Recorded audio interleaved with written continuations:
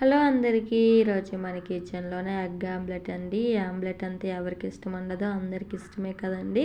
చాలా సింపుల్గా తక్కువ టైంలో అయిపోతుంది. ఇది బ్యాచిలర్కి చాలా ఉపయోగపడుతుందండి. అంత సూపర్గా అంత టేస్టీగా ఉంటుంది. మరి ఎగ్ ఆమ్లెట్ రాని వాళ్ళు కూడా ఎలా చేయాలో ఈ వీడియోలో చూపిస్తాను. ఈ వీడియో చూసే ముందర మీరు నా ఛానల్ని కొత్తగా చూసినట్లయితే సబ్స్క్రైబ్ చేసుకోకపోతే సబ్స్క్రైబ్ చేసుకోండి.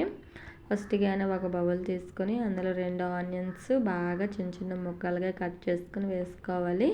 2 మిరపకాయలు అండి, పచ్చిమిర్చి చిన్న సన్నంగా మిర్చి తరుముకొని వేసుకొని కొంచెం కొత్తిమీర వేసుకొని 2 ఎగ్స్ అన్ని బాగా కొట్టుకొని సాల్ట్, పసుపు, కారం,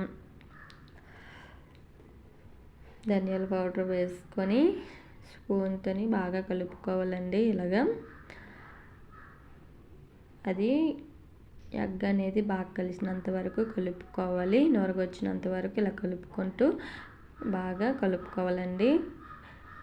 మనకి ఆనియన్స్ ఫస్ట్ ఎక్కువగా కనిపించాయి కదండి. ఇప్పుడు చూడండి బాగా కలుస్తుంది కదా. మనం కలిపితే ఆటోమేటిక్గా ఆనియన్స్ అన్నీ కలిసిపోతాయి. ఇది పక్కన పెట్టుకోవాలండి. నొరగొచ్చింది కదా. ఇప్పుడు పెనం పెట్టుకొని అందులోనే ఆయిల్ అయినా నెయ్యి అయినా మీకు ఏది నచ్చుతుంది వేసుకోండి. నేనైతే ఆయిల్ వేసుకోను. బాగా హీట్ అయిన తర్వాత మనం ఒక్కొక్క గరిటెని తీసుకొని వేసుకోవాలి. ఇలాగా దానిపైన ఆయిల్ అనేది మనం వేసుకోవాలండి. కింద కాలిన తర్వాత పైన కూడా ఇలా కాల్చాలండి.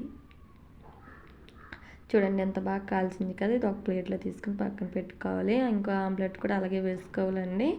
చూడండి ఇదైతే పెద్దది వేసాను, అది చిన్నదిగా స్మాల్గా ముందు చూపిద్దామని అలాగే వేసాను. ఇది పెద్ద ఆమ్లెట్ వేసానండి.